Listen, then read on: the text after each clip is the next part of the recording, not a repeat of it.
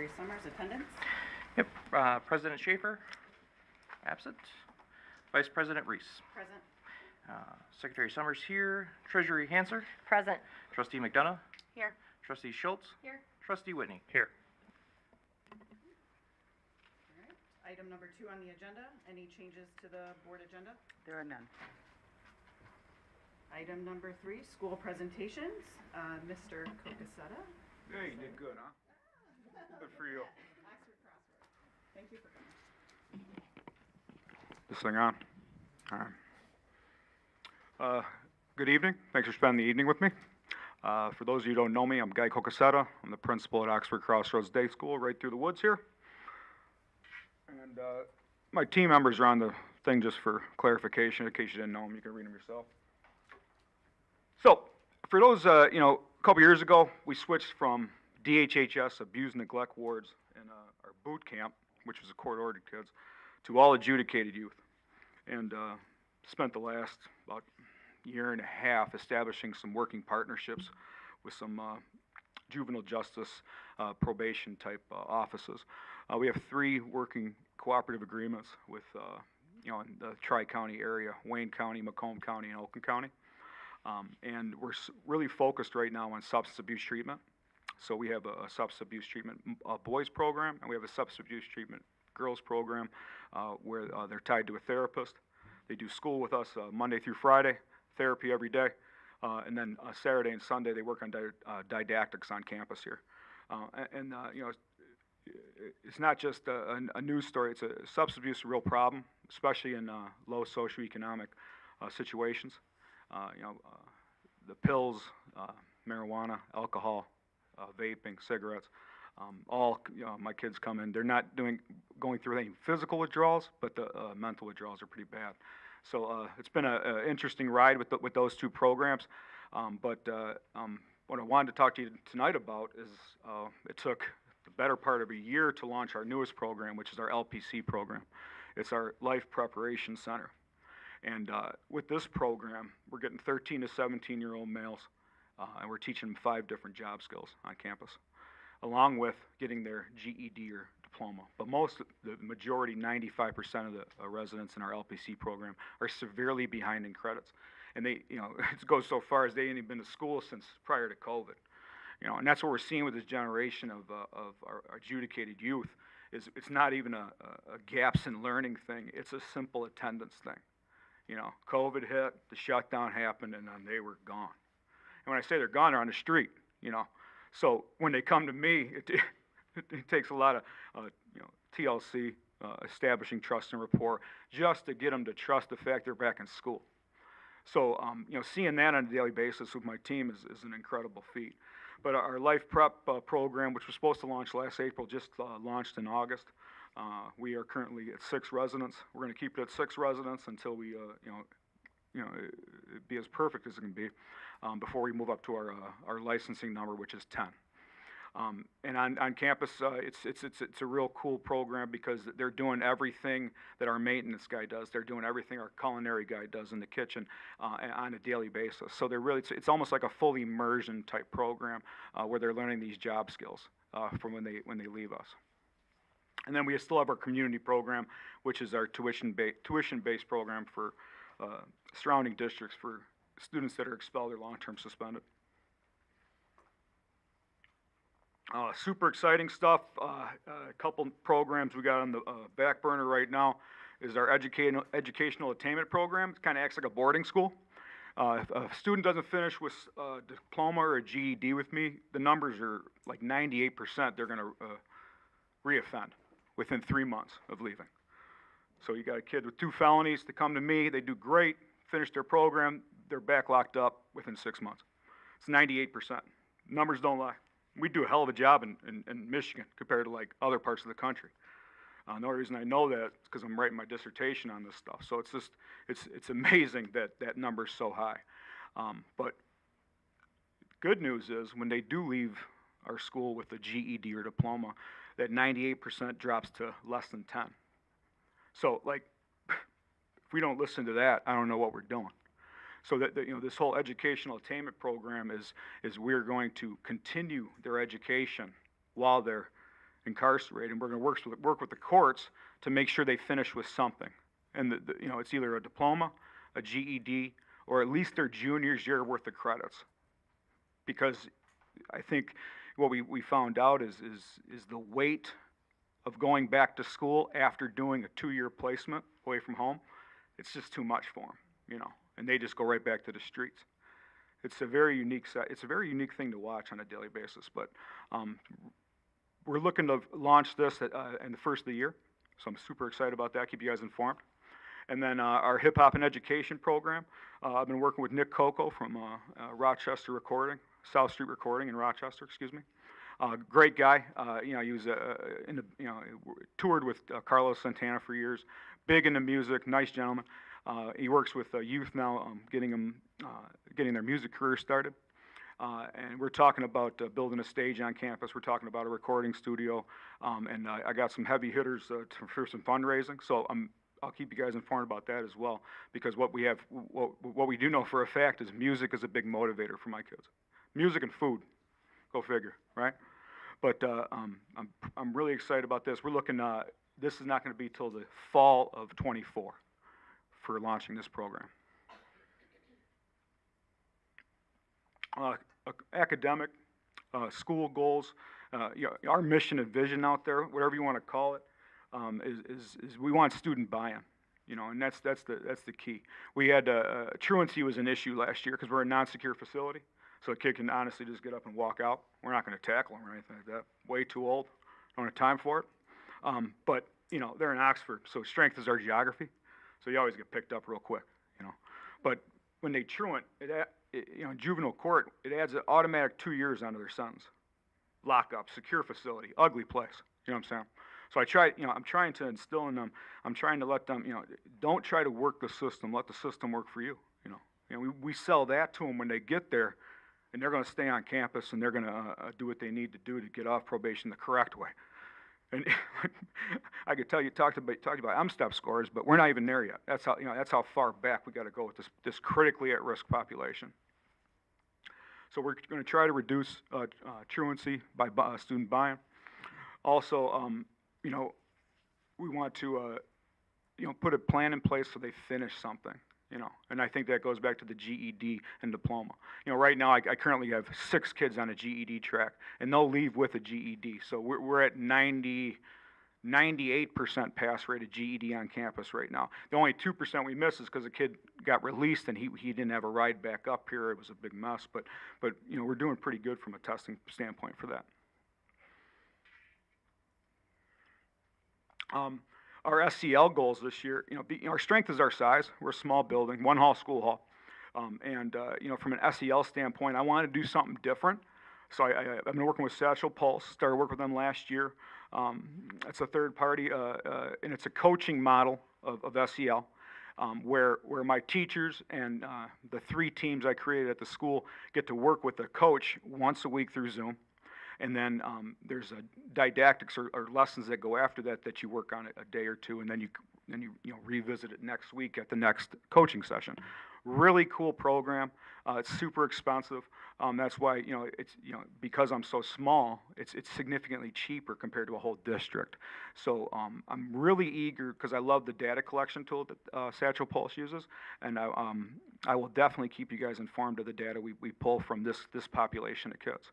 You know, it's a reverse demographic from Oxford Public Schools.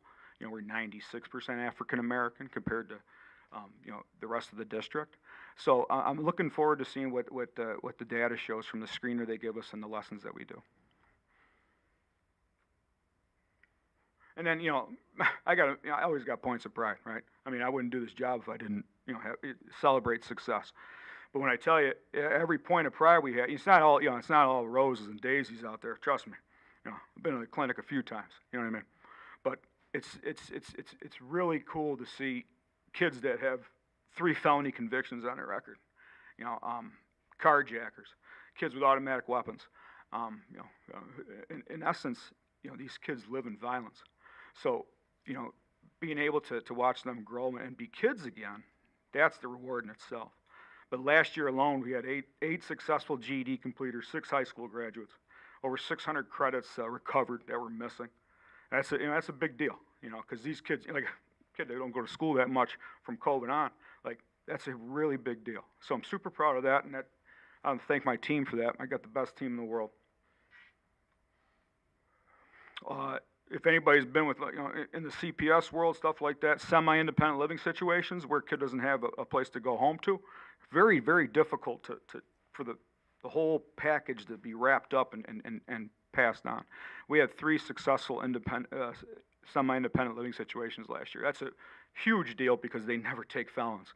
So like we have to always like finagle the courts, massage, do all. It's a lot of conversations. But we had 3 successful independent living situations.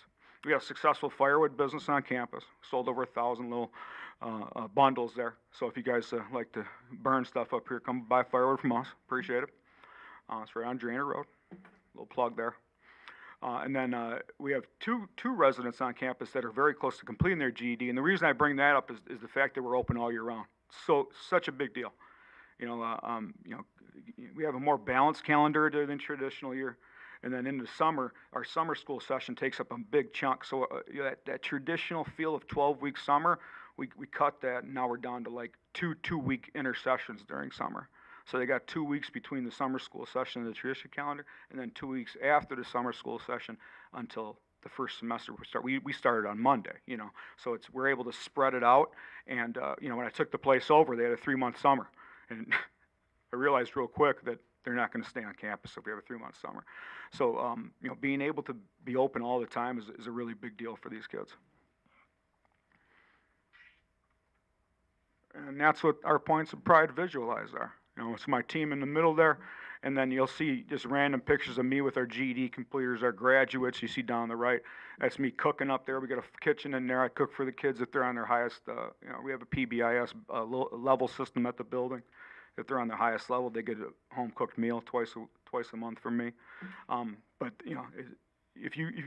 I would invite all of you guys to come out and see a day at our building, because what we got going on there is, they might have 3, 4 felonies, violent kids, but it's a very, very smooth culture.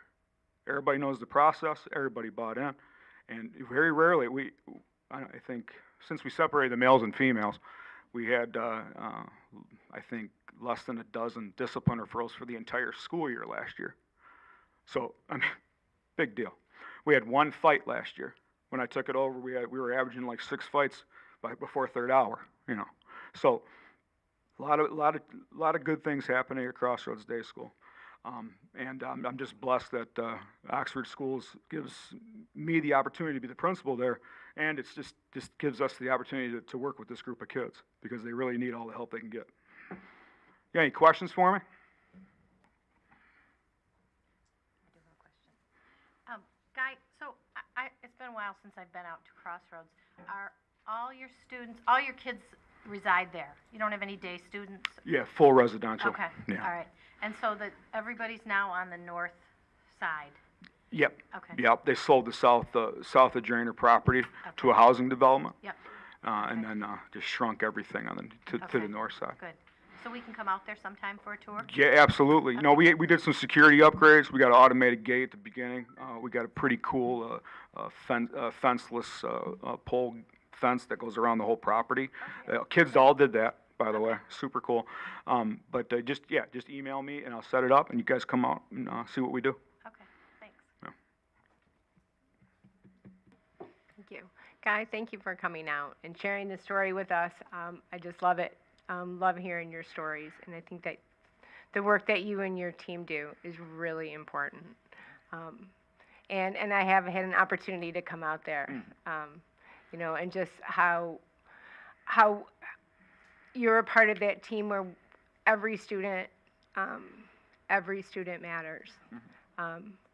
So thank you to you and your team. You are kind of hidden back there in the woods. I like hiding in the woods. It's Yeah. important. It's a little quieter. Thank you for the work that you do. I did get to attend one of the graduations. It's just incredible. The opportunities that you provide for these kids, that they just wouldn't have without Crossroads. So thank you. Thank you.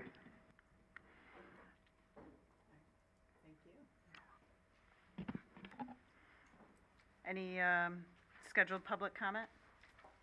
We've had none. All right. Number 5 in the agenda is the consent agenda. We have the minutes from the August 8, 2023 regular meeting and the bills payable for July 2023. Take a motion. Mary, Move to approve the consent agenda as presented. any support? Colleen? Support. Any discussion? All in favor? Aye. Any opposed? Motion carries. All right, number 6, superintendent's report.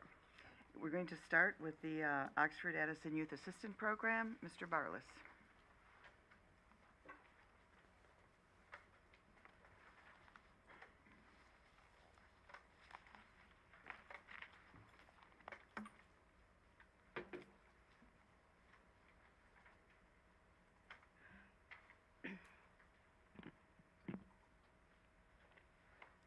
All right. Sorry, Stacy. So I want to introduce Stacy Williams, who is our case manager with Oxford Youth Assistance. And Stacy is a case manager over there. She does a wonderful job. Oxford Addison Youth Assistance has been a district partner for a number of years. And as you'll see tonight as we go through our slides and our presentation, they have increased their services over the last year. Stacy is the first full-time case manager that we've had in order to support our students, our families, and our community. So with that, I told Stacy I would assist with running her slides, and she's going to do the talking. So. Thank you for having me this evening. Like Todd said, I'm Stacy Williams. I'm the caseworker here at Oxford Addison Youth Assistance. I was placed in this office in September of last year. Previously, I worked in the Waterford office for the past 7 years. So, Todd, if you want to mix. So who we are a volunteer-driven board of directors. We are a nonprofit in the community. We've been in Oxford for the past 60 years. Just a little bit of a history about youth assistance. We started back in Hazel Park in 1953, and a superintendent in Hazel Park and a probate judge decided to collaborate because they were seeing children going into the court system for non-criminal offenses. And what they were noticing is that there was gaps in services and supports to families, that if there was those in those communities, some of those kids might have not seen the court system. And so that's when the Hazel Park started, and then over the 20 years, we are in every single school district in Oakland County. Our mission is to help strengthen families and youth and to prevent juvenile delinquency, child neglect, and child abuse by providing positive alternatives. So we have a unique tri-sponsorship partnership. We're the only one in the United States that has this unique tri-sponsorship, and it's made up of the municipalities and the local school districts in the community.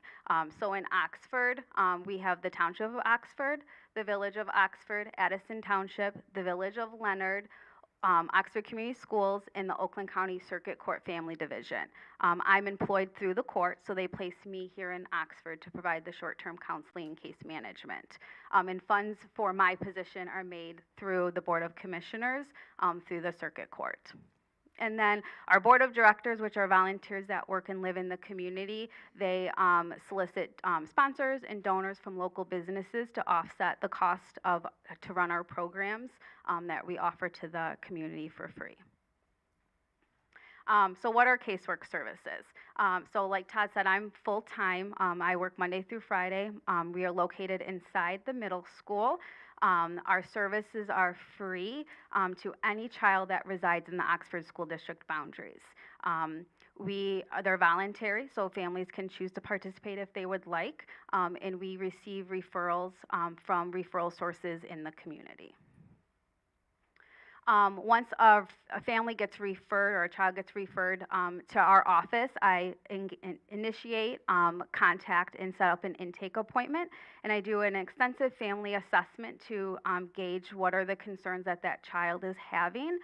gather background information about past behavior, focus on parents and family strengths, any barriers that might be part of the referral on why the family is seeking services. And then we develop a treatment plan of goals and objectives to work over through a period of time. And then if there's services that we can't provide, I know a lot of agencies in community connections to link families to supports. So whether that is long-term mental health support for therapy or psychiatric support, evaluations, for any type of like ADHD or depression or anxiety, I can help link those families to those services based on their insurance and help guide them through that process to ensure that they get proper support, and that's ongoing. And then we also provide connect resources for families that might be struggling financially, whether they're really concerned about their rent or their mortgage, or they're getting a shut-off notice about DTE. We can help either Oxford Addison Youth Assistance has funding available to help those families, or connect them to community resources in the community. And then we have our own programs that we offer to the community that we can might suggest families to participate or offer those supports to them if needed. So like I said, the families get referred to us. So our three main referrals that we work with are the school district, police and prosecutor, and then parents themselves. So school referrals can come in 4 different ways. The first one is prevention. So maybe a parent has reached out to a counselor or an admin and they're concerned about their child. Maybe they're seeing some recent decrease in grades, or acting out ordinarily that they might not. They can prompt a prevention referral and kind of be proactive to get that child the help that they might need. The second and third one are truancy and neglect. So those kids that are struggling with attending school consistently, and we're seeing that the child is struggling academically, where grades are not passing, it's really impacting their education. They can refer to us, so we can kind of help the family work on barriers. Why is the child not going to school? Are there underlying issues with maybe anxiety or depression, or a situation with a peer conflict that the child doesn't want to go to school? We can help with that. And then the last one is incorrigibility. So maybe those children that are getting suspended from school for behavioral concerns, or they get caught vaping in school as a disciplinary and consequence, they can refer to us and we can work with them one-on-one on the reason why they are struggling behaviorally in school. The second one is the police and prosecutor. So the police and prosecutor's office has an opportunity to divert any type of alleged offense to youth assistance. So rather than a child going into the court system for stealing at Myers and getting on their juvenile record, they can divert to us and we will work with the child on that specific thing. And then if there's other things going on with that child, we can help address that as well. And then for those students that are 10 and under that legally can't be charged for a crime like retail fraud or larceny in a building or whatever, they can refer for prevention to address those needs. And then the last one is parents. If there's challenges going on within the home, whether the child is leaving the house without permission, not coming home at night, having behavioral concerns, not following parents' reasonable expectations, we can work with the parents to kind of address those needs as well, whether working on setting up a structure at home, helping the parent with linking them to a parenting class to kind of help strengthen their skills that they need to help address their child's concerns. So that's what our referral process looks like. Anybody can refer a family to our organization. Once the referral gets sent to us, I will reach out to the family to work with them. And then if it's just a parent, they can call our office and schedule an intake appointment with me. If you are a referral and there is some communication throughout the time that the case is open, you usually get generally an intake letter letting you know that an appointment with the family has happened. And then if there's a release of information signed by the parent, there can be ongoing conversations and collaboration to kind of help that child. And then you'll get a closing letter of just stating why the case was closed and if the family participated or not. And then these are just a little bit of our stats over the last 3 years. You can see in 2022, there was an increase in services. And I don't have a lot of information about previous because I was not here in 22 and 21. But we do have an increase in school truancy concerns. We did have some alcohol and drug-related increase, as well as an increase for mental health support and behavioral concerns. In our middle school, students are the largest population served by our office. So that's a little bit about the casework. That's what I spend the majority of my time in the office with. But I also help our board of directors develop and implement programs for the community. So our board of directors is all volunteers that make up our sponsorships, as well as citizens in the community that want to give back. Our first one is our day and overnight camp. So we can send kids to 7 day, night, overnight camp opportunities. We have partnerships with some camps around Michigan. In 2022, we are able to scholarship 3 students to attend a week-long activity. Summer just ended, so I do have some updated information that we were able to send 5 caseload families to camps this summer. Next is our family and youth education. So we develop parenting programs to strengthen parents' parenting skills, give them more tools in their toolbox to help address concerns that their children might be having. So some of our previous programs that happened prior to COVID was we did mindfulness and movement with all the 2nd grade students in all of the elementary schools. We are looking to bring that back this fall. We've done some internet addiction, technology management, and vaping. We are working on some new programming for this fall.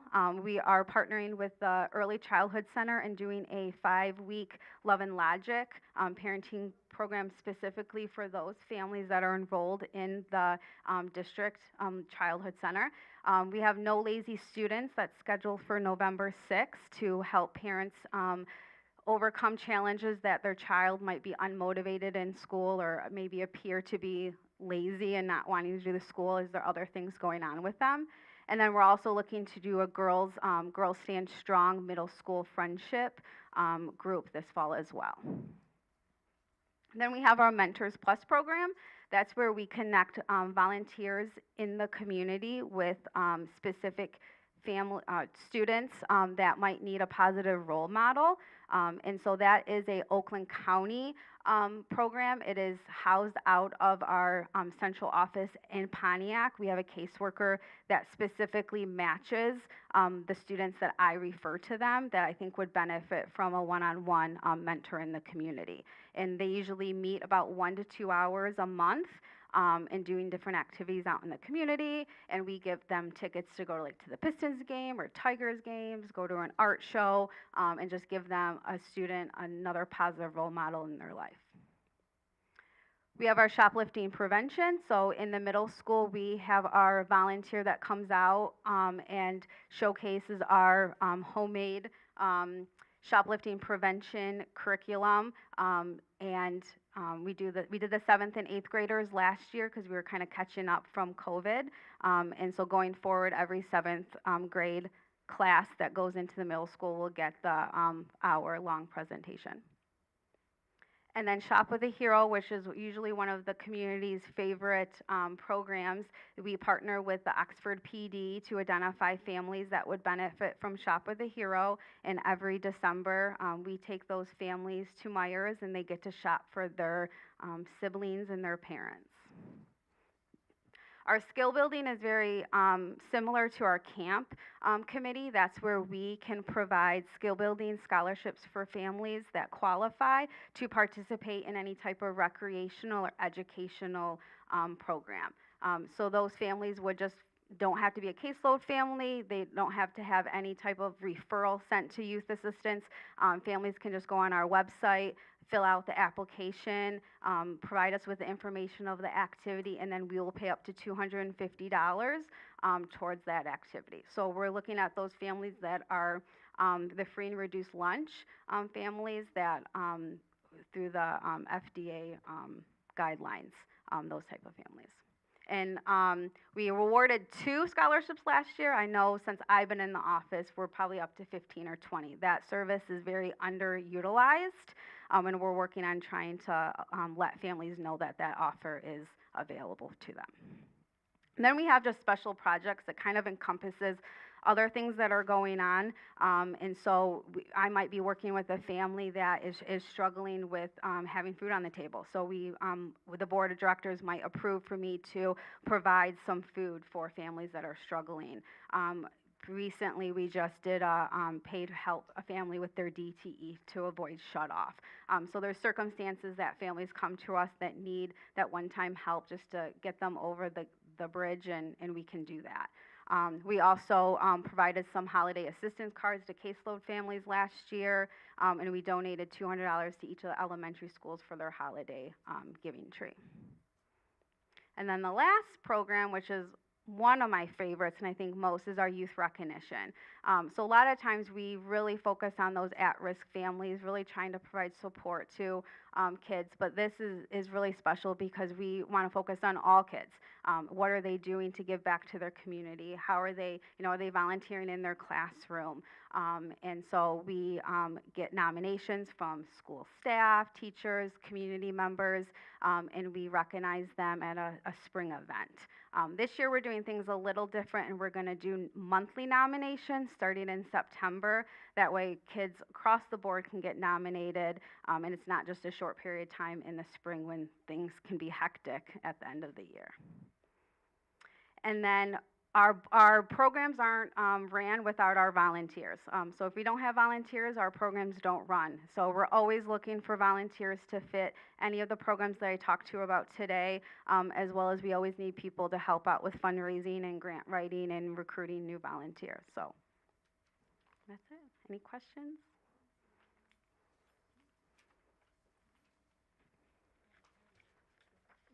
I have a comment. Thank you so much for bringing this to us and bringing your message to the community too. I'm hoping that more people will know that you're there and the services that you have. I love that youth recognition event. I've been able to go to a few of them, and those kids are just amazing, and the stories that the people have to share about these kids and what they're doing for their fellow students and their community, just because that's who they are. It's really great, so thank you. Keep up the good work. Thanks. I just want to say, looking at the numbers, thank you so much for being here full-time. It's marvelous to see these kinds of services extended to so many more kids. Mm-hmm. Thank you. Yeah, thank you. Thank you.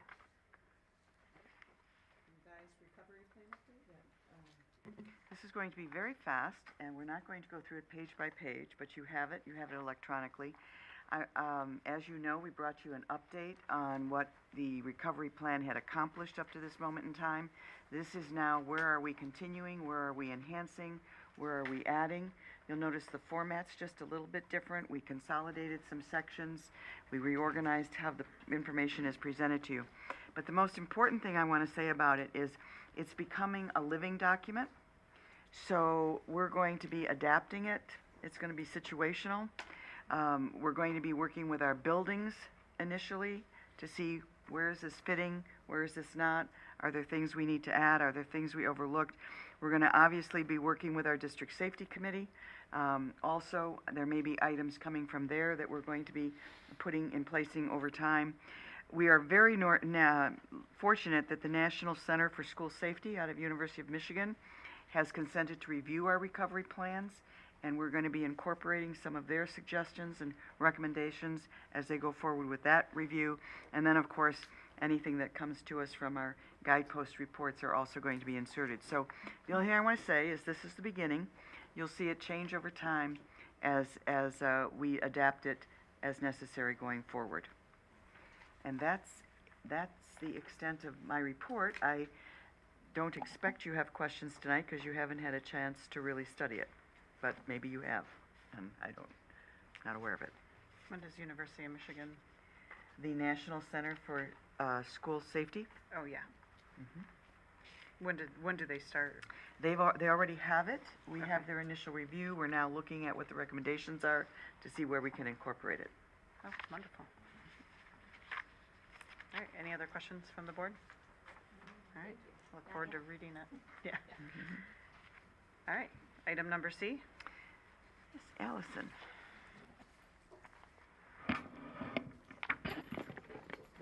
Good evening. I'm going to give you our typical beginning of the year school safety update. And so I've broken this into a couple of categories. I have changes for this school year, I have enhancements for this year, continuation of services for this year, and then additionally we'll talk about what training will be offered at the district level.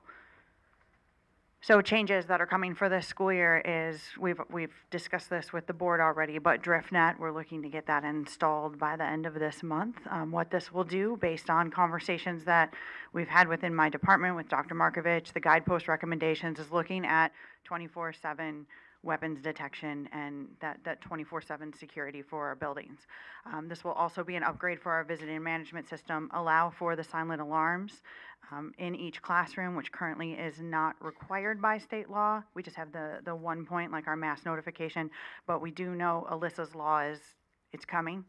There's 14 states that have already adopted that, so we're trying to get ahead of the curve on that, as well as allowing for geofencing. So if a kid was to elope and leave our campus, we would get notified of that, as well as vape detection in our bathrooms and locker rooms. Another change that will be coming this year is students in 6th through 12th grades will be required to visibly wear their IDs during the school day.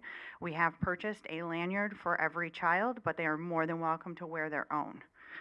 Ours is Navy, so they may not enjoy that, but we wanted to furnish them, but they are able to do that. That allows us to know who belongs on our campus. For people who travel across the district, it's an easy visual cue for us. The same for staff. We're grateful for Human Resources for purchasing these lanyards, but again, like the students, you're free to wear your own. We have some people who prefer to wear on their belt loops, so that will be an easy way that we know, again, who belongs. We've started already. I had my first BTAM meeting today at the high school, but my department will be going around to each campus every month and having behavior threat assessment management meetings. This is time for us to be able to review any of the data that has been done over the course of the month. Like this year, we reviewed last year's data, provide training, give time to calibrate, let's do some tabletop exercises, and really let's talk about what trends are occurring either on the campus, across the district. And that does include every single member that is eligible to be part of the BTAM team. So at the high school, there's about 25 people in that meeting. And we're going to carve out that time to do that monthly to ensure we have that ongoing conversation with that. And then this year, our Daisy, our weapons detection dog, will be able to travel to all of the schools, primarily housed at the high school, but will be traveling to all of the schools as needed. Additional changes for this school year is we have some people who have been trained in digital threat assessment and advanced digital threat assessment. Right now, the secondary deans of students, as well as the district technology and security technician, have received the basic course. Jim and I have received both the basic and the advanced already. I've spoken to the deans and to our district technology and security technician. They want to continue on with that. What that allows us to do is to be able to, when we have any sort of digital threat, be able to use tools that lawfully will allow us to dig deeper in a way that we would need to should any threat come in, where we have to look at pictures or social media in a way that's not going to violate any sort of privacy issues, because there are ways for us to use those tools. So the better that we can be informed, and as Dr. Melissa Reeves says, the better we can collect the dots helps us to connect the dots. We also have an incident response plan. We are the only school district in the state of Michigan that has this. What this is it's our cybersecurity plan if there's any sort of cybersecurity breach. Sash has done an excellent job of making sure that he is up to date on this. But also making sure that we are all up to date as much as possible on any sort of ransomware attacks, because we are seeing more and more school districts are getting affected by this. We have additional practices. We're working with Todd's department to be able to ensure that we're a trauma-informed organization as much as possible, because the key point of any sort of threat assessment or suicide risk assessment is that management piece. How are we addressing the whole child and their needs? It's not a one-and-done situation. And how are we doing so in a lens that shows that we have any sort of trauma-informed training, whether it be trust-based relational intervention, youth mental health first aid, different things like that. Laura Azzoni, our recovery coordinator, and I have been working on some different ways that we can make that part of our monthly BTAM meetings, but then additionally working with Todd's department to ensure that counselors and FSLs are doing their best to be trauma-informed as well. And as you know, based on the rather substantial approval you gave, we're improving our cell phone coverage and internet connection throughout our district. I think that's a huge win for us. I know it's not here yet, but I had a very lengty email for an update today, and it's supposed to be done by the end of next week in this building, which I know will make everyone here very happy. So enhancements for this coming school year is we are going to continue to use the threat assessment model that we started last year. It is the NTAC model. It's what the Secret Service recommends. And that is the model once we switch to Navigate. That's what also follows that. For our suicide risk assessment, we'll be using the Columbia Protocol.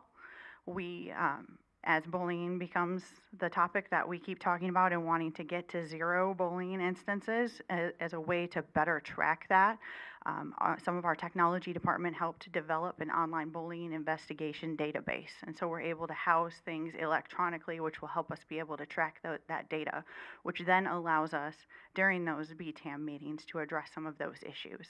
And Bridget Bittner, our restorative practices and bullying coordinator, we've already been working on some ways to be able to be more proactive in that, so we're not being reactive.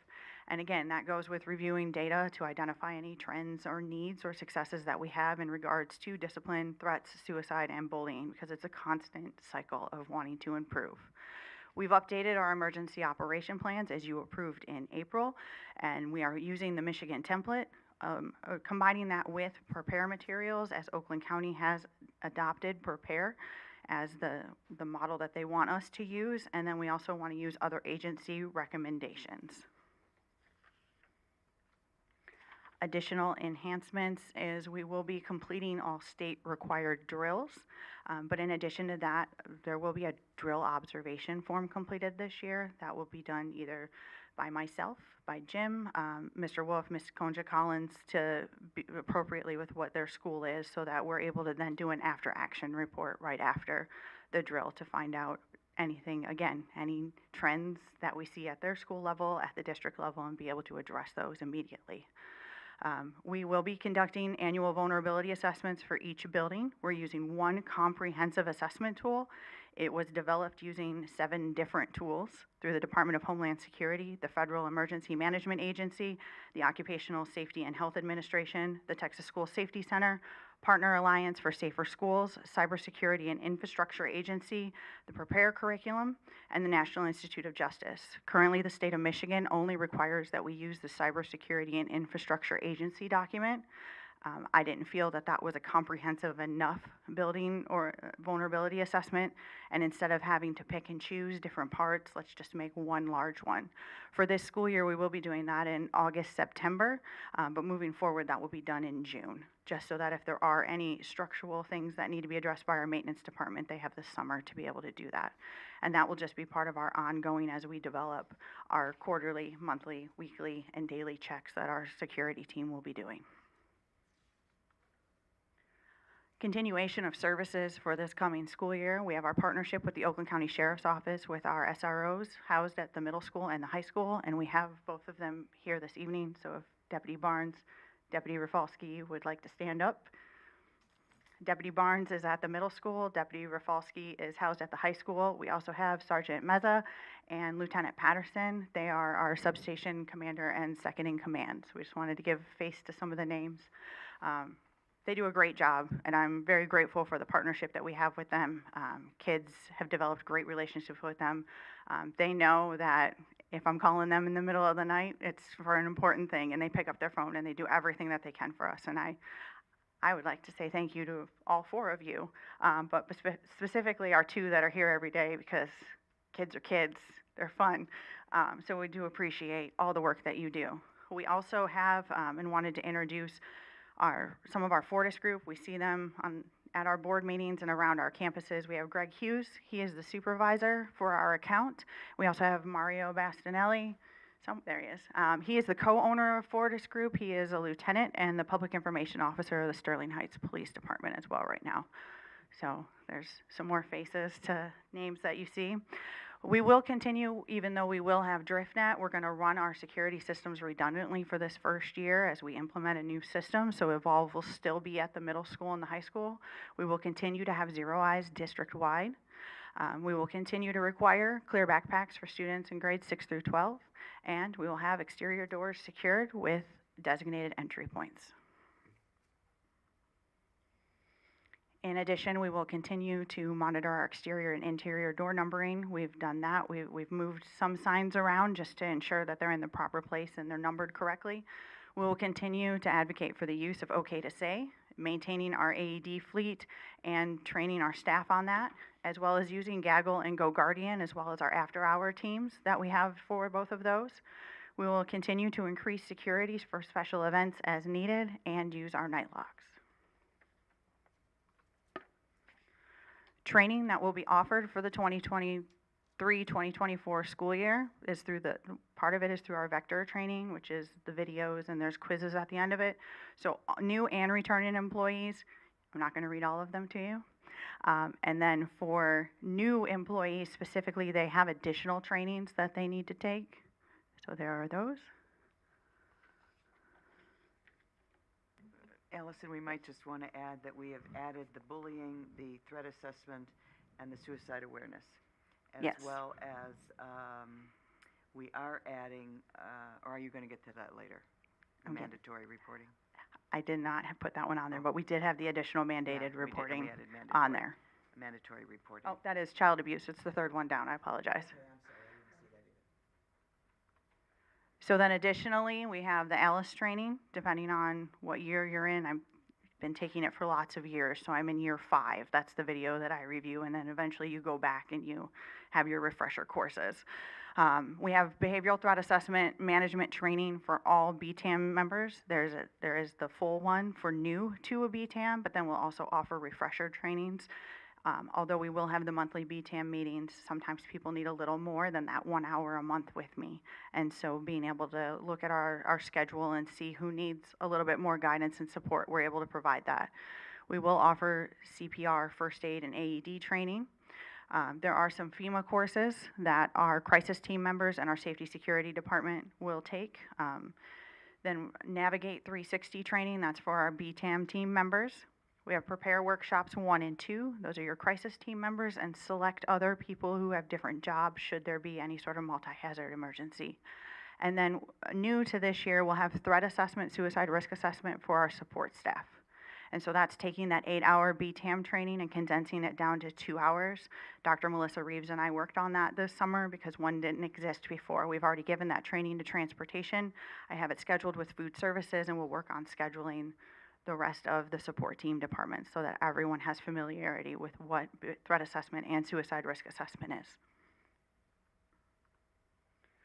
Training that we're able to provide within our district is Jim Vernier is a certified ALICE trainer. We are both certified in behavioral threat assessment management. I am certified in Prepare Workshop 1, as well as the standard response protocol and the standard reunification method through the I Love You Guys Foundation. And so we are able to provide that to district staff as needed and not be dependent on other outside people and pay additional funds for that. And that is everything. Any questions?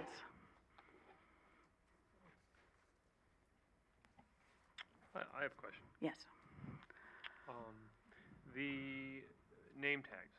Yes. So, obviously, I think that's important and it's good in theory, but certainly, like, we have name tags at my place of work, but if I don't have it, no one's ever going to say anything. So how is that going to be enforced as far You're going as? to get a 4x3 sticker Okay. that says OMS student or OHS student, and it will be date stamped and initialed by the administrator or school employee that gives it to you. Okay. And then it'll have to be visible, and if Mhm. somebody's walking the halls without it, we're training staff to send them to the principal, like the To the office, office. or? Mhm. And it's gonna be a learning process. Yeah, for sure. It's not gonna work perfectly right away, but it is an important tool. When you think of me, I go to every campus and I Right. don't know every kid, and it's a Understood. quick, easy way to ensure that our kids are safe. Yeah, for sure. Okay. Allison, I just want to thank you because this is incredibly comprehensive in the sense that I think you started 8 months ago. There's been a lot of updates, improvements. Obviously, we're going to continue to, as a district, to reevaluate quite frequently.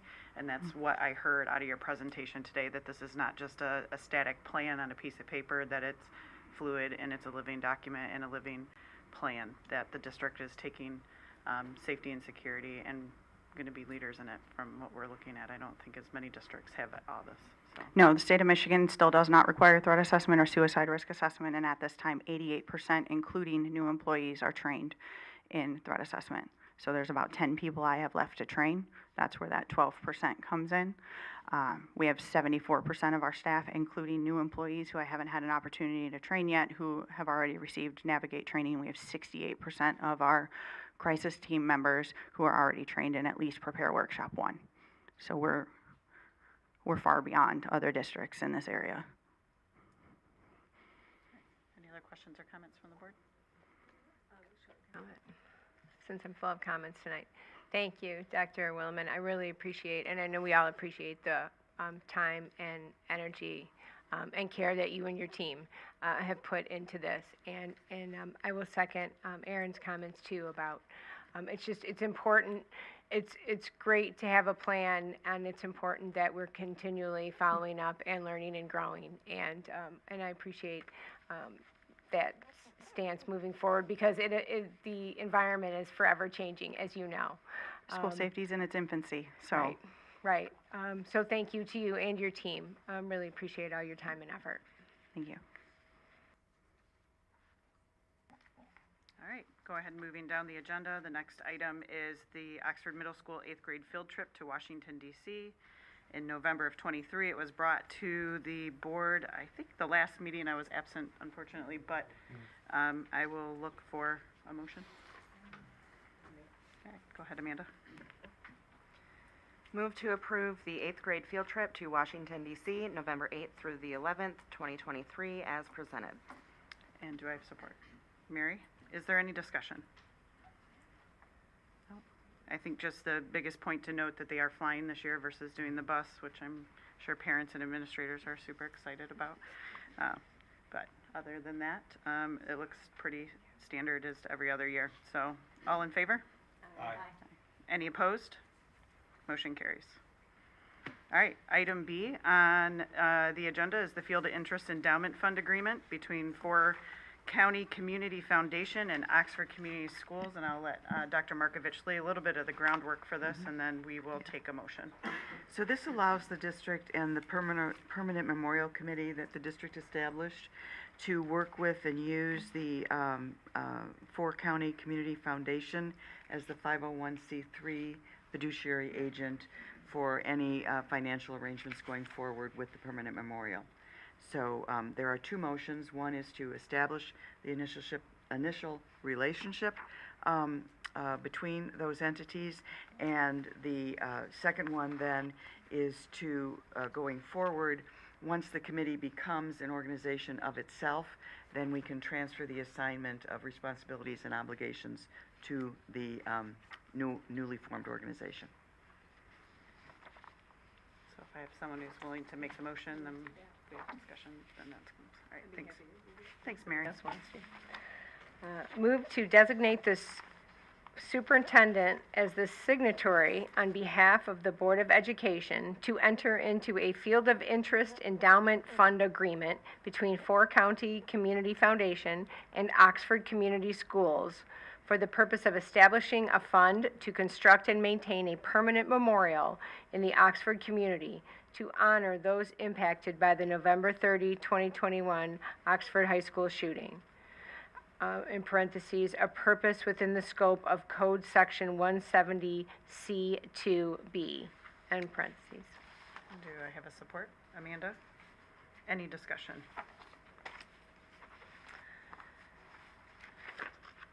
All right, All in favor? Aye. Any opposed? All right, and then we have a second motion, as Dr. Markovich said, if we could. Do you want to read that one too, Mary? I can't, and I certainly will. Further move that once the current Permanent Memorial Committee becomes its own legal entity, separate from the district will assign the Field of Interest Endowment Fund Agreement to that legal entity, along with continuing obligations and decision-making responsibilities. Do I have a support? Mike? Any discussion? All in favor? Aye. Any opposed? All right, motion carries. All right, item 7C, plans to expand the board and community dialogue. All of you saw in the board packet, there was a proposal, something that I know we've talked about before, in expanding dialogue between our community members. It feels sometimes public comment occurs and we can't respond during the time due to some of the processes and policies of the board, so we want to expand and have more robust dialogue with members of the community. I want to thank Danny and Dr. Markovich for doing some of the baseline research behind what some other practices are within the scope of school boards and their communities. And the two proposals, I think personally, my opinion is we do both to start and see kind of where they land. But the first one is a board coffee chat with community members. So one time a month, 2 board members, superintendent would meet at a place, not at a school building. It would maybe be at a coffee shop somewhere in town or a restaurant.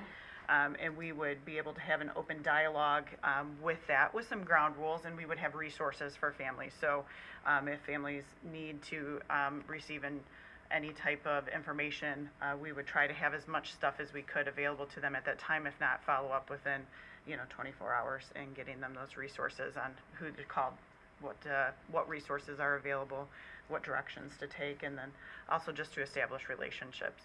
The second proposal in there was a key communicator group, and that would be a very targeted group of individuals, whether they be realtors, pastors, or other business owners that are in the Oxford community. They would meet quarterly with the superintendent, and this would be a way for them to provide feedback to Oxford Community Schools and things that they may be hearing from individuals coming and going from the district, and their, and making us aware and or responsive to those, and so we can get ahead of some of those conversations and be supportive to our community members in a more holistic fashion in multiple venues. And I don't know if you wanted to add, 'cause I just saw your I just light. wanted to add the key communicator would be, again, with 2 or 3 board members Yeah. and the superintendent. Yeah.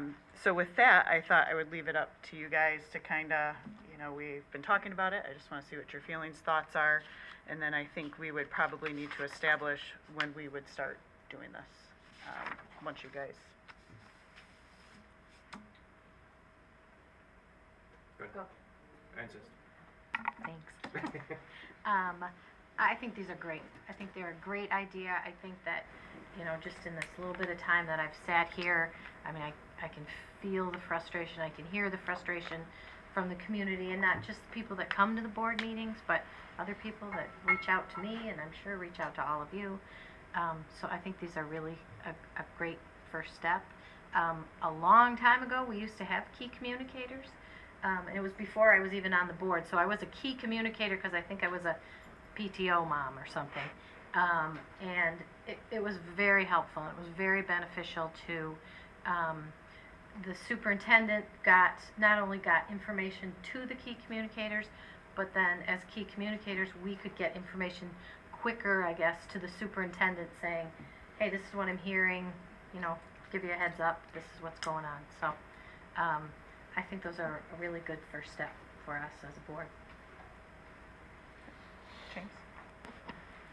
I like it. I know coming onto the board and stuff and sitting through the different meetings and stuff and listening to people speak and stuff, and even being on this side, the policies that we have in place don't allow for that kind of free flow of communication and stuff. And I think it's a great way is if someone's, in the course of a conversation, obviously, us being there, we're not committing to anything, but being able to have that dialogue back and forth and to actually ask questions or to understand a bit better, because as people come up and speak, they say stuff, and I've had questions or, things, and you kind of seek them out or try to get a better understanding and stuff.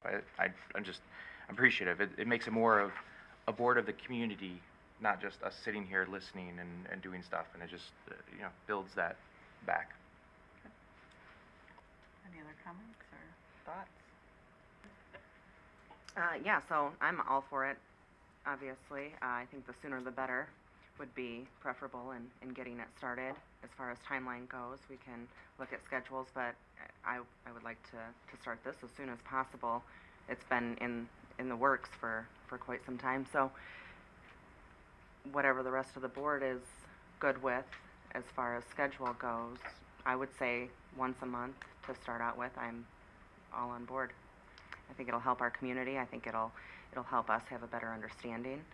And we've all been on both sides of the table, and it can be very frustrating. So I think that this is much needed. So that's all. I have one thing.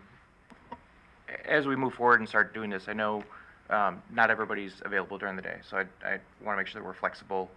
Some daytimes, some night times. That way we can accommodate our community. Because again, I have a day job, but some people work afternoons and nights, so that we're open to everybody, so everybody has an opportunity to come through and be able to talk.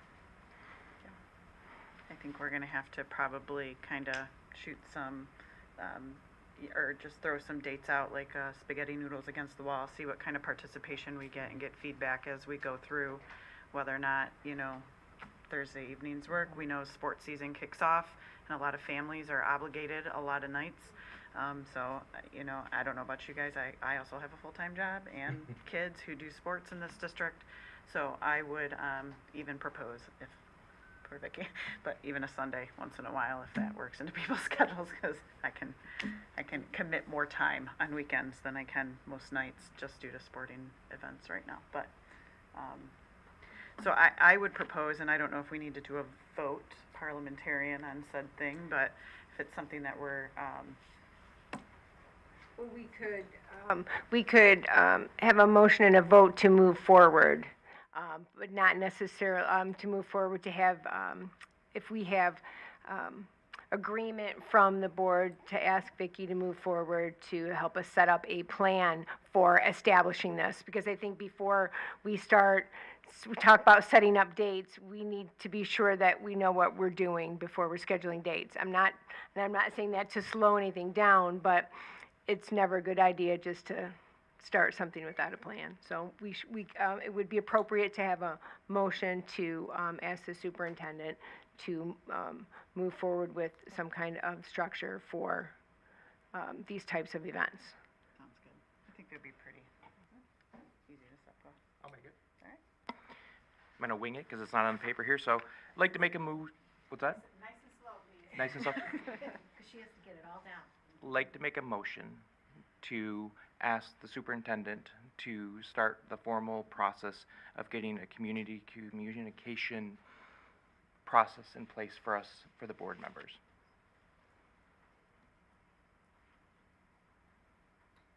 Got it, Angela? Is that good, Angela?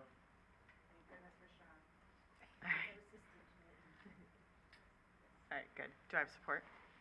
Amanda? All in favor? Aye. Any opposed?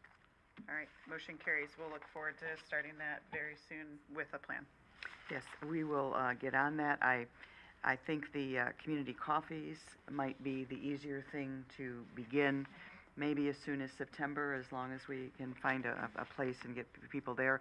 The key communicators is a little more intricate in that you need to identify your groups. I'll get you ideas on that. If you have ideas, you get them back to me. And then, of course, you have to get the directory of all of those particular people in all those groups, and then you have to try to find times of the day that work for them. So that might be something that doesn't get kicked off until maybe October-ish, but roughly, don't hold me to it. The other thing I want to say is this will give you an opportunity to communicate in a very different format. These meetings that we have here every 2 Tuesdays a night, these are your formal business meetings. And the whole purpose of having them is for you to conduct your business. Not that you don't want to hear from your public, you do, but these meetings are about conducting business. These meetings are not about engagement. So these other 2 venues will be where that engagement can take place, without interfering with you getting the business done. The only way you can pass motions and look at all the programs and study the budget and all those other things that go into the business of the school have to be protected at your business meeting. So I think this is, thank you, I'm looking forward to working on this, and I too have done this in other districts where I've been, and so we'll get you on the road as soon as we can. All right, great.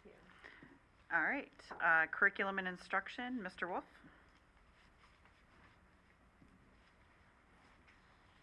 Good evening. I'm here to seek approval for the district's 2023-2024 course catalog. Throughout the year, whenever there's a board-approved new course or a program, that gets updated to each building's course catalog, so that when in the springtime, students select their courses for the following year, they have access to those approved changes. We come together each year annually, and with the help this year of Sean Marshall, our data specialist, we combine each of those updated course catalogs from each building into a district course catalog. And then with that, there are some additional edits with page numbers, table of contents, names of staff and personnel, maybe a tweak in a flow chart based on a course adoption or change. And so that's what today is for, is combining those formally to do our annual seek of approval for the 23-24 school year. And I brought an example of what it looks like and how much it weighs in hard copy form, because I know you've got it electronically. And these are all things that the board, has already approved, so. All right, thank you. With that being said, anyone want to make the motion? Colleen? Move to approve the 2023 to 2024 Oxford Community School District course catalog as presented. And do I have support? Mary? And any discussion? And all in favor? Aye. Any opposed? Motion carries. Thank you. Thank you. All right, school and safety operations for the auto shop outside security door purchase that was presented to us at the last meeting. I don't think we have to rehash it again. If we want to take a motion and. James? Move to approve the purchase of exterior rolling grille doors from Pioneer Door for the amount of $52,455. And support, Amanda? Any discussion? All in favor? Aye. Any opposed? All right, motion carries. Thanks. All right, number 10 in the agenda, unscheduled public comment. Just a reminder, when you come up here, there's a 3-minute mark. James will be running the timer. You'll have a green light while it's time to talk, yellow flashing, I think when you have 30 seconds left, and then red, and when it beeps, just go ahead and try to finish up. We won't cut you off, so. All right, is everybody ready? All right, good. Shirley Tomzak.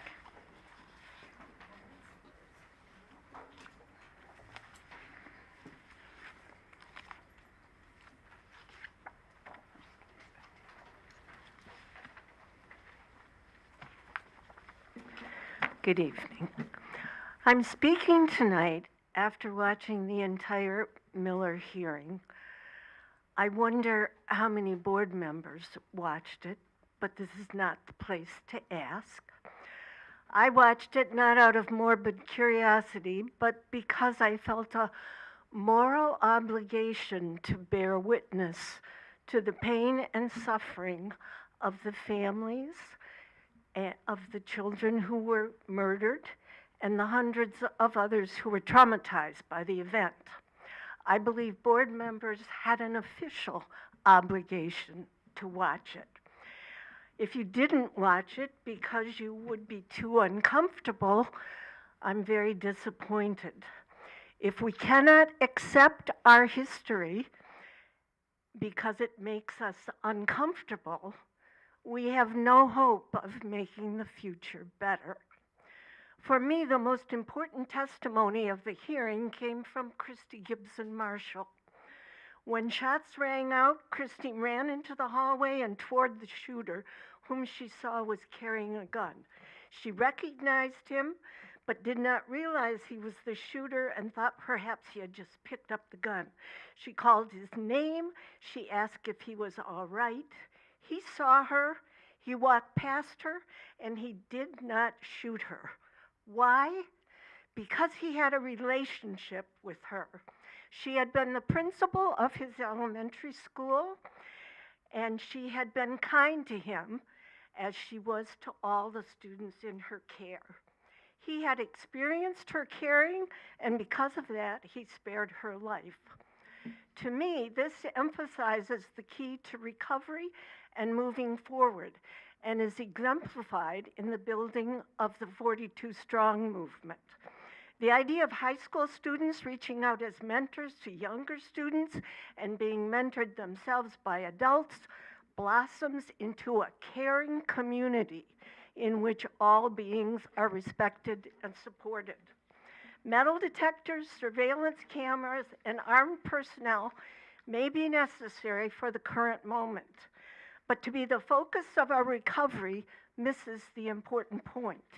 Learning does not take place in an atmosphere of fear.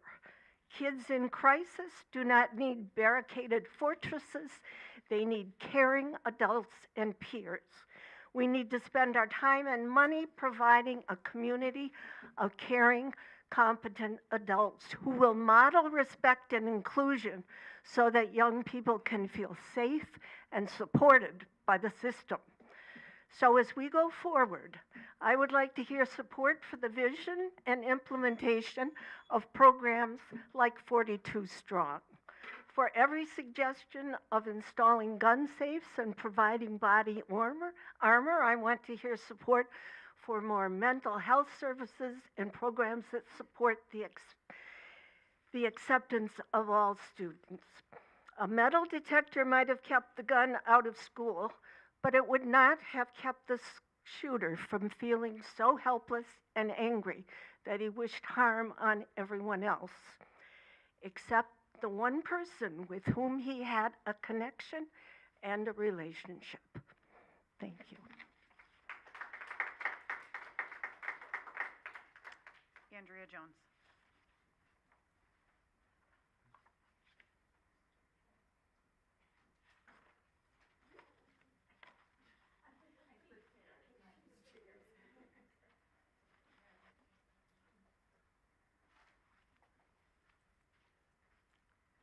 She's a tough act to follow.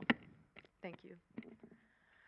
I agree with Shirley. We need to start looking at programs that connect the adults with the students in this district. I think that was very evident by what we saw in this trial. We had a student that was screaming out for attention from everyone around him and just didn't get it. And so it was preventable. One connection could have made the difference there. So I think I love Shirley's idea. If we're going to introduce gun safes for every program that we offer that's a structural security measure, we need to offer an SEL program or a mentoring program in addition with that, and it should be equally matched. I agree with that. I do want to talk about the recent threat that we had because we're going into school on Thursday and we haven't had an update this week. So where are we at on this? Is this still considered an open, active investigation? Have we closed it? If we did, what was the result? You know, we understand that there were search warrants and whatnot being issued, so it would be nice to have an update where we are on that. As a community, we do understand that you can't give us every detail. We understand that.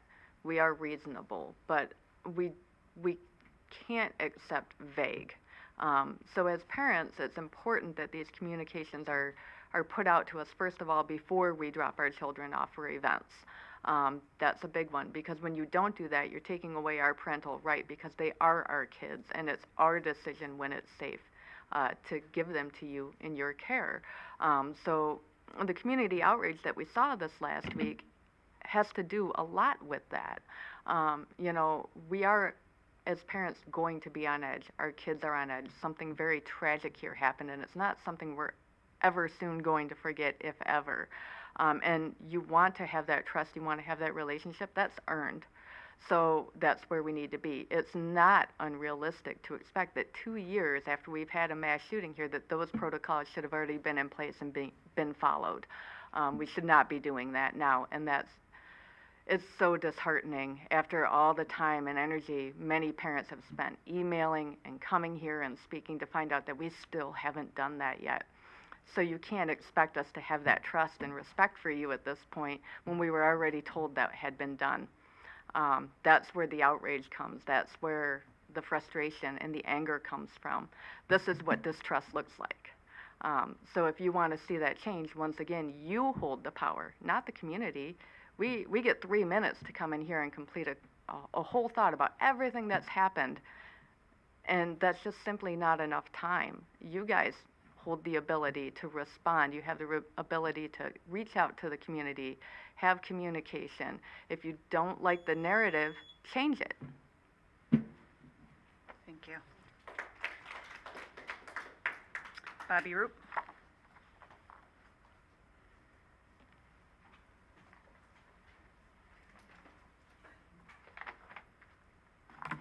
Certainly agree with what they both had to say.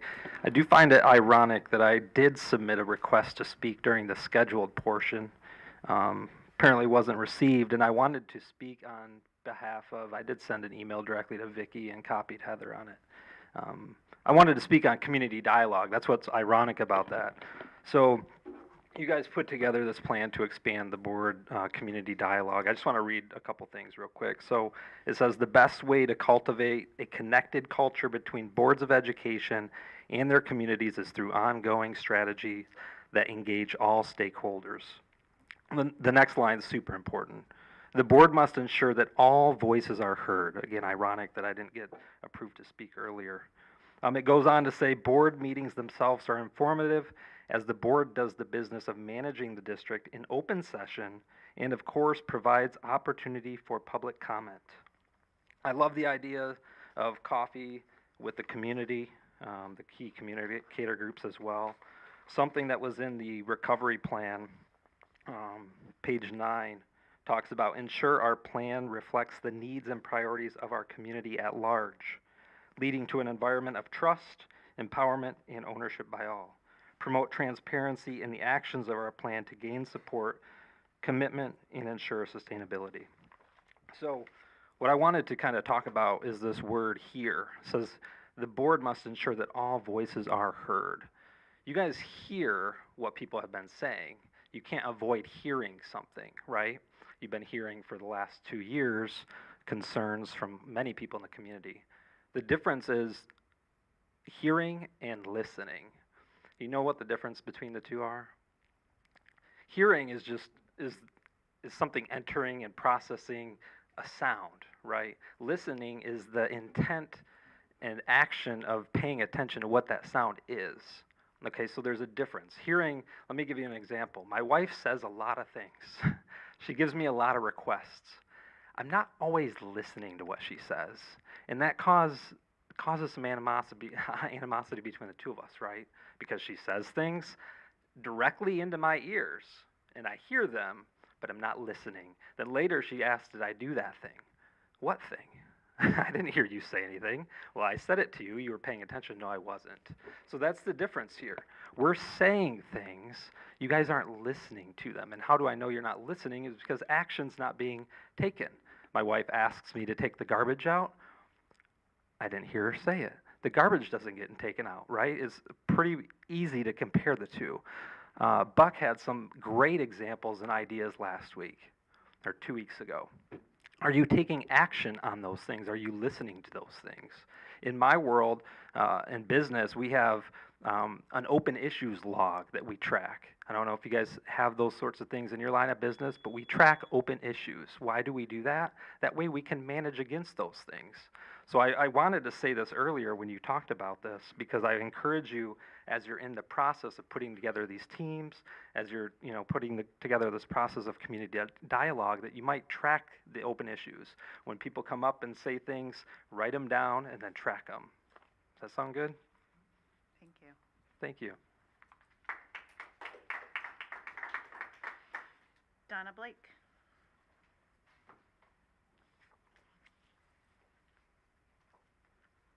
This is a great follow-up to Bobby. At the last meeting on August 8th, my husband and I read this unacceptable contract that this board had committed to between Guidepost and Varnum. I have additional copies if people need copies. To summarize the unacceptable parts of this contract, Varnum has complete and total control of all the information given to Guidepost. Varnum can burn or destroy any information he does not want the public to see. Varnum has the total authority to include in all published reports what he wants to and to exclude what he doesn't want. The final report coming out this fall will be a total sham to protect this Oxford School Board and its institution. That is the result of the first Varnum report previously presented to us already. When we spoke to Brad from Guidepost 2 weeks ago, he appeared to be very apathetic about the contract, saying, "Oh yeah, I wrote it. The contract can be redone." Vicki commented that she never saw the contract before. There are many of us in this community that would like a follow-up, a response, as to what is the status of rewriting a more acceptable contract that is between this school board and Guidepost, whereas the truth, and nothing but the truth, will be published, as well as the destruction of any information would be strictly prohibited. I realize that there isn't a dialogue component to this board meeting.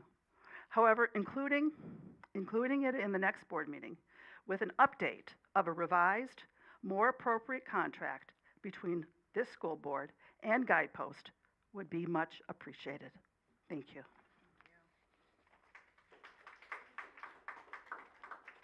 Danielle Krozak?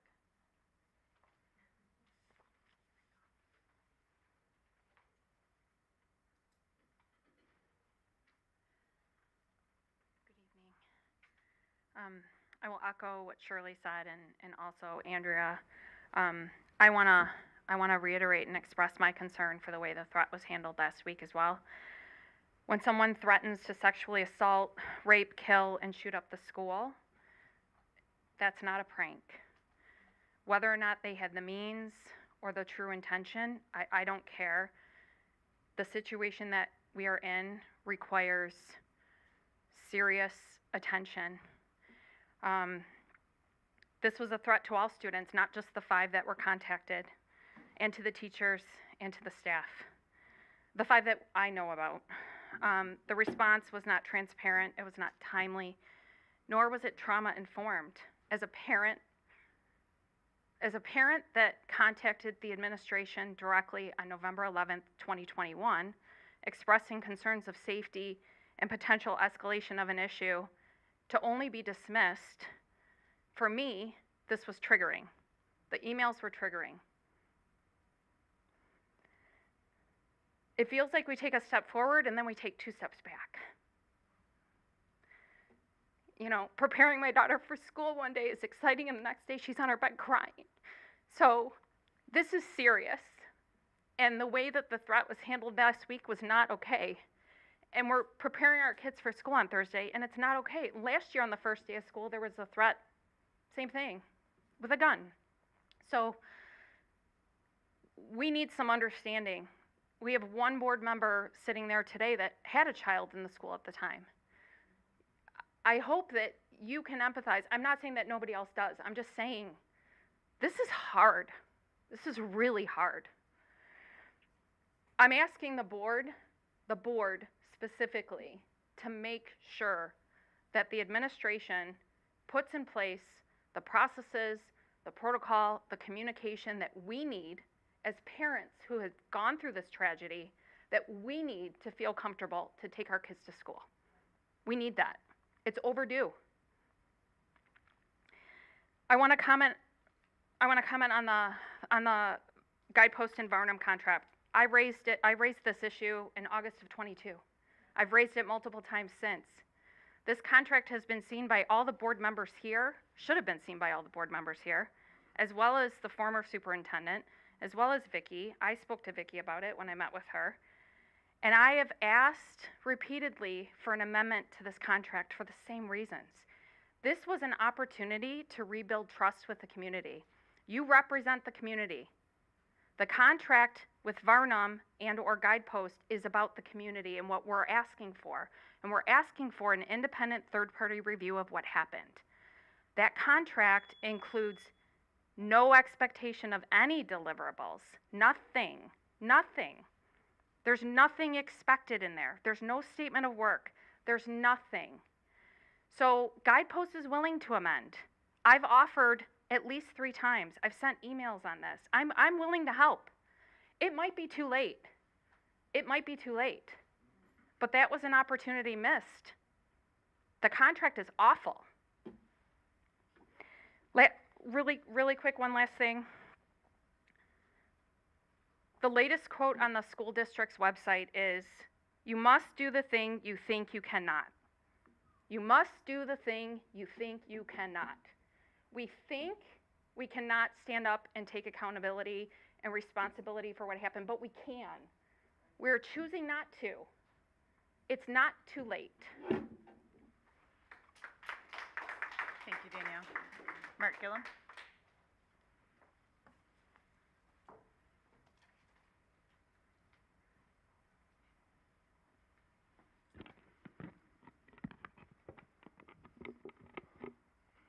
All right, so the investigation, I guess now that we know you hired a company through Varnum to investigate November 30th and the events leading up to it, that your attorney is telling the employees of the school to not cooperate with your investigation.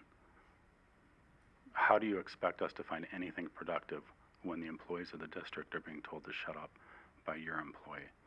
And I'm just curious, how do you justify writing a check to him? Heather's not here tonight, right? She writes the checks now. So are you happy with this service? Do you feel like it's doing justice to our community? And maybe you could talk about this at a later time, like when we're done talking or comments from the board. You want to schedule more times that are away from the public microphone for us to talk to you. Why don't you come 15 minutes early to this meeting? Why don't you stay 15 minutes later and save all our time and effort so we don't have to go to another meeting? And I just think it's more games until you guys start putting up and showing us that you're serious in changing. One of the indicators for me was I went to the memorial groundbreaking and I only saw one board member there. I was like, where are the board members? Why wouldn't you be here? So maybe I missed you. So if you were there and I missed you, maybe you could just raise your hand if you were there. Oh, we got one. Okay. So I don't know what else you had important to take care of that day, but so public engagement, we're here, you're here, but you don't want to talk to us because you could. So it's just more games. I'm not coming to any of your secondary meetings. That's ridiculous. You're wasting our time. And we see exactly what you're doing. So we're back to your attorney. Are you in charge of your attorney or is he in charge of you? Because I'm trying to figure out why are your attorneys running our school?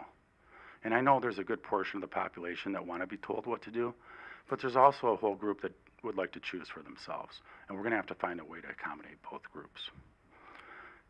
You claim that you have a zero tolerance mandated reporting, but yet your employees, your principal on November 30th didn't know anything about that. His employees, the people who handled the child on November 30th didn't know that they should let the law enforcement community know that we're already positioned in the building. And now we're paying security guards to give Mr. Wolf an escort up to the microphone because he's afraid. Give me a break. Why don't you make the children your priority and put them above the administration? Because we're going to persist and we're going to keep going until that's the case, and we're not feeling the love right now. We don't feel that way. And if you're really serious, now that we know your investigation's a fraud, I think public request for Attorney General Nessel to come in and address what's going on behind the scenes here needs to happen. Thank you, Mark. All right, moving on to scheduled activities. As noted, the first day of school is on Thursday. A lot of our sports have already started too. I've seen a lot of their schedules posted on Facebook and other spots. So, number 12, administrative clarification, Dr. Markovich. I want to clarify that I did follow up with Guidepost and with Varnum on the contract issue. I was informed by them this very same thing that the Guidepost Representative Brad said 2 weeks ago, and repeated to me that there is only one report, that the report is going to involve all the information that they have gathered from the prosecutor's office, from depositions, from interviews, from thousands of documents that we've sent them, and that the contract between them and Varnum is a boilerplate contract that Guidepost uses with all of their accounts. That's what I was told. And I wanted to inform you of that. I can ask, Brad said the same thing, if you recall, at the microphone. I believe he said the same thing to people who were talking to him after the meeting. He said the same thing to me the following day. I will ask him to put that in writing. It's for the board to do, not for the superintendent. That's all. All right. Is And- he open to the amendments then, No. or no? Well, if you want to hold it up for another 2 or 3 weeks beyond where we are. So they can't do those two at the same time? I'm He just- didn't feel any amendment was necessary. There would be nothing that would change. You want one report, you want a viable report, you want it delivered as soon as possible. You want to make sure that they include all information. You want to make sure that that the district has no ability to filter anything that comes through, and he has already given us that. And if you'd like him to give that to you in written form, I think he will. I would, thank you. That'd be great. Okay. Any final board comments? I'm just looking forward to Friday night football and Hawaiian shirt night. Go Wildcats. All right, meeting adjourned.